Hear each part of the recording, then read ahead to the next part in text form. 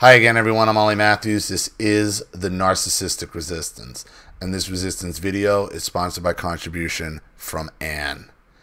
And before I get to Anne's story, I'm going to put a massive warning on this video. I spoke to Anne and her significant other, Jimmy, her long time. I don't know if they're married or not, but they've been together for a very, very long time. I spoke to her last week. So I got some pre-story here, and the story is going to be pretty horrible.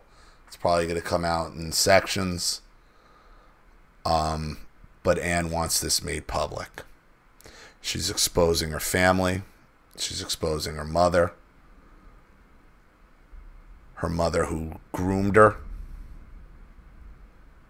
to have a sexual relationship. Her mother brought her into a sexual relationship at 14 with herself and another man. And that's where her abuse started. So that's where this is going to end up going. Hi, Ollie. You asked me to tell you something about the lead up to sexual abuse.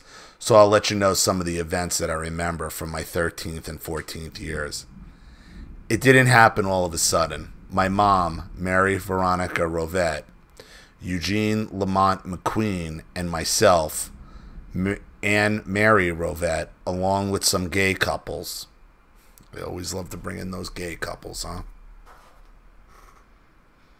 Who were friends with my mom and some other black guys from Harlem, would meet up at Rockefeller Ice Rink in New York City and hang out together. It was a skating, dancing, and then Soho for pieces sort of scene. The three of us always seemed to end up together at the end of these nights out. One of these nights, Eugene invited us to his apartment in Harlem for what I thought was our first visit. I soon learned that my mom knew her way around in there, and it was at that time I realized that she was having sex with him. She suggested that I have sex with him as well. Why should you have your first experience with clumsy boys when Eugene is a professional sex worker and he's great at it? It would be a good idea if both of us had sex with him. He could be a mentor and teacher to you. One of Eugene's other occupations at the time was he was an NAACP youth counselor.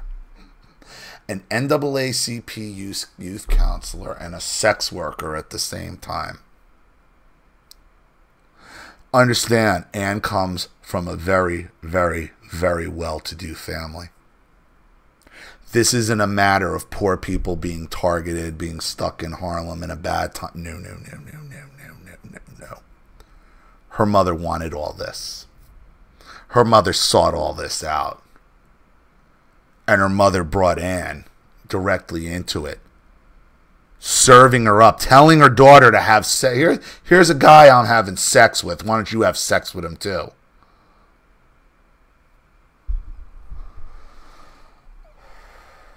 I'm sure she thought all of this sounded reasonable. She has always surrounded herself with people who have bowed down to her wishes because of her millions. I vowed to stay drunk and get out of the madness as quick as possible. I already felt like it was an impossible double bind. It was also during that year, my 13th, that I was allowed to order any alcoholic drinks I fancied. I began to drink almost every day. The situation was already intolerable, and I was worried that my father would find out about this and the world would come crashing down around our ears.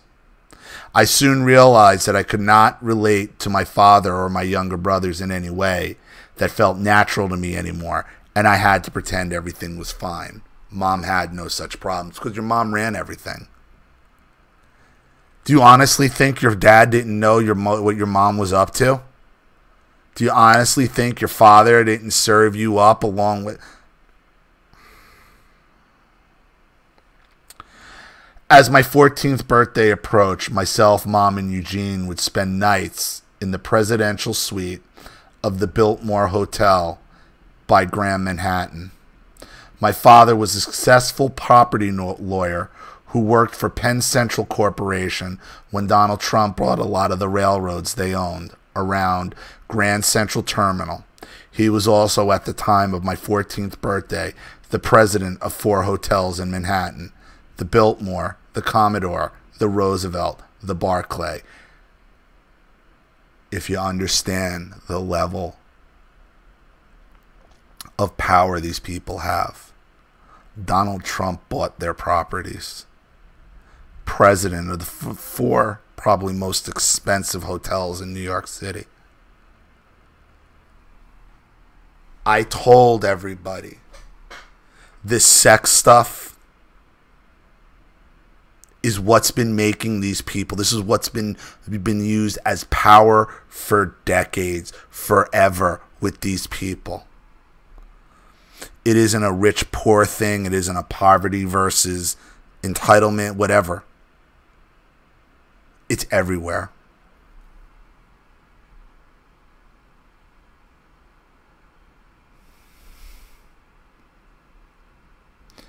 A family with this type of wealth and resources and access, selling their daughter, no different than what happens in a third world country. Anne has a lot of courage to go up against these people like this.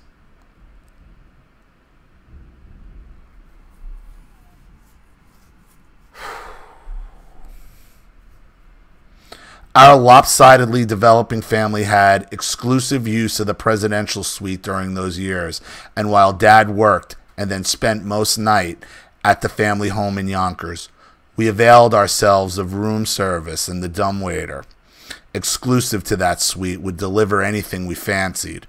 I ordered a lot of drinks. I was self-medicating. I had sensed a kind of alien malevolence in my mother that has felt like an open wound ever since. The threesome sex, incest, gang rape began during my 14th birthday celebrations. I was drunk as usual, and the 3 of us ended up in the presidential suite. Mom called me into the bedroom to watch what she was doing with Eugene on the king-size bed. "Let's play," she said, offering me my birthday present, Eugene's penis freshly primed for action by her slobbering mouth. I was terrified, and at that moment, I realized that my mother was profoundly mentally sick, and I was in a trap with 2 dangerous idiots. It was my first experience of sex. I was pre-puberty, and I had not enjoyed or consented to any of this madness. This creature, the creature pretending to be my loving mother, was a 38-year-old, and the gigolo youth worker Eugene was 34. She sucked and masturbated him, and they invited me to relax and join in. That these 2 high-functioning sociopaths could misjudge me so badly to think that I, or anyone else for that matter, could enjoy that demented behavior will remain forever beyond my understanding.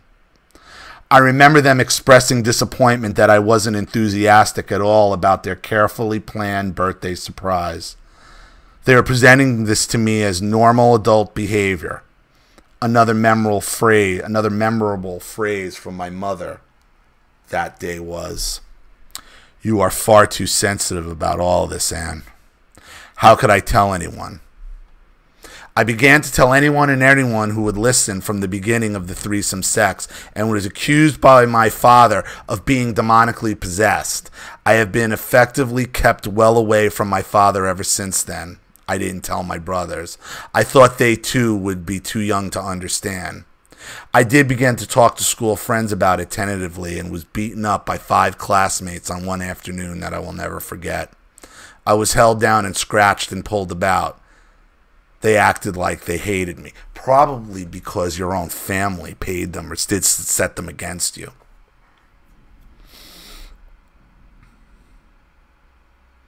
Anyway, studying was the only thing that kept me sane. I had always been a straight-A student and a bookworm type. I especially loved math and science subjects. I must have been pretty rational anyway. I remember searching the school library for some reference to help me understand what was going on. I wasn't stupid anyway, even though I felt like I was going mad. Thinking back now, I'm not sure what I was even looking for, and I really couldn't concentrate on much anyway.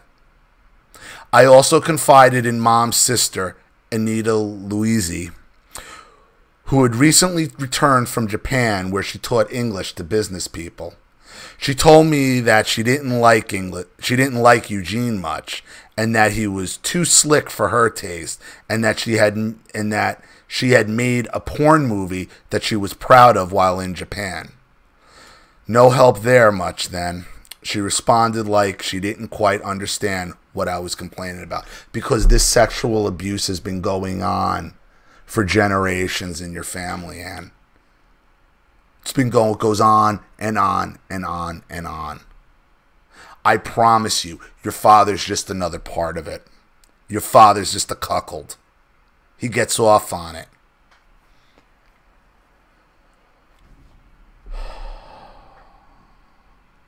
This is the real Me Too movement, everybody.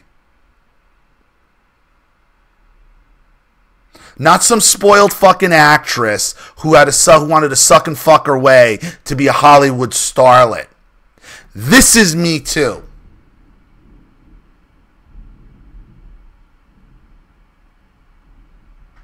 Your own mother dragging you into a three-way sexual relationship with some fucking with some sex worker dude. Are you serious? These people have all the money, wealth, and resources in the world. Also, what I'm trying to tell you about Trump knowing about these fucking pedophiles, knowing about this sex shit. This is what it's about right here. And we got somebody from the inside who suffered through it, who's trying to expose it. This is the real Me Too movement. My father died. I'm sorry. Around that time, my mom bought a studio apartment for herself on 63rd Street and was showing it to some relatives from her side of the family who were visiting from Italy, who remarked that it was a good place for orgies. I think Mom's sexual adventures were legendary in the family. Everyone seemed to know except my father. Bullshit, your father didn't know. Bullshit, your father. He absolutely knew. He absolutely knew, Anne. You can't hide this. You can't hide this. You can't have the kind of money she had. What do you think? You think your father's the president of these hotels and he has no idea what's going on in his own presidential suites? Bullshit.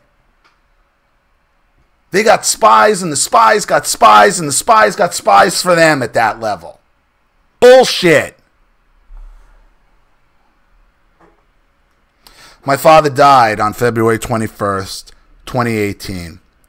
I would have never told my story publicly in such detail when he was alive because he was such a strict conservative and Catholic who would attend Mass faithfully every Sunday and genuinely seemed to believe his Christian faith and principles. Bullshit. Bullshit. Go ask all the fucking Catholic priests about their Christian faith and bullshit as they're having orgies in the fucking Vatican right now. It's bullshit, Ann. It's bullshit. As the priests and the bishops are still fucking altar boys and covering it up, okay? And they're having drug-filled orgies, okay? The second in command to the Pope is having drug-filled orgies in the goddamn Vatican. That was last year.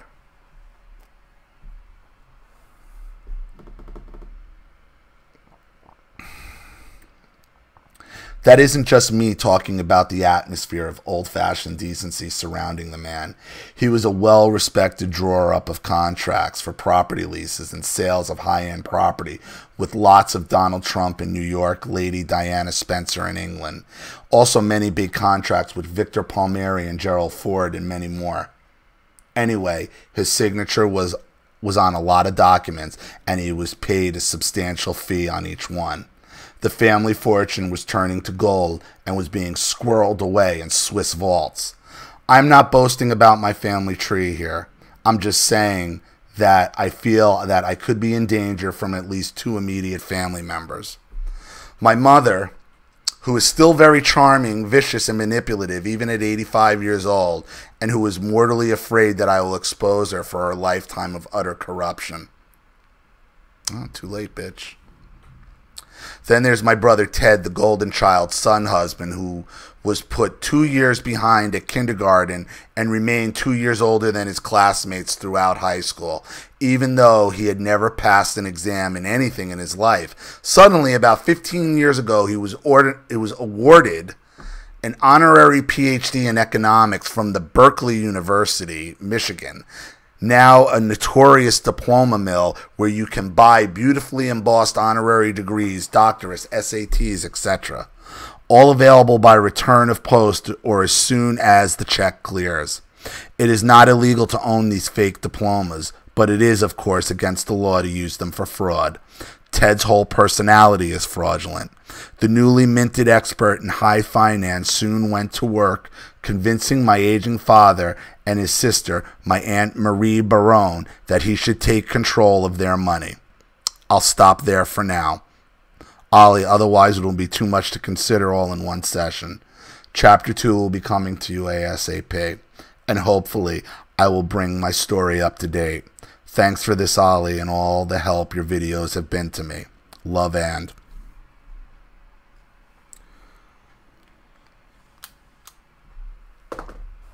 So, this is going to be an ongoing thing with Anne. Anne has been so upfront with me and her significant other, Jimmy. They actually sent me copies of the... She is who she says she is. She is absolutely who she says she is. To the point where they sent me copies of the wills, so I could verify of what her brother's trying to do. And they are, believe it or not, trying to screw her. Even though it's clearly written in the will, she can go live, because she lives in the UK now to be away from these people. Anne bounced when she was 18, bounced to California, and then I think to Ireland and then the UK. She's basically been living in Ireland and the UK for the last 40 years. 20 in Ireland, 20 in the UK. And she wants these people exposed. And that's what we're going to do here. I've been telling, this ties into a lot of things I've been telling you about Trump. Believe it or not, people are like, see, he's a pedophile. He's not a pedophile. He knows who the pedophiles are. He ain't one of himself. That's what I've been trying to tell you. This is why they all fear him. This is who he's been around. This is what he's seen. This is one of the children of those people. On the inside, sold out. Like, no child should have to endure that. But this is somebody with some of the most wealth in the world, one of the most wealthiest families in the world, most powerful families in the world, and they see their own children as nothing more than sexual pawns. No different than some of these third world countries where they do the same thing.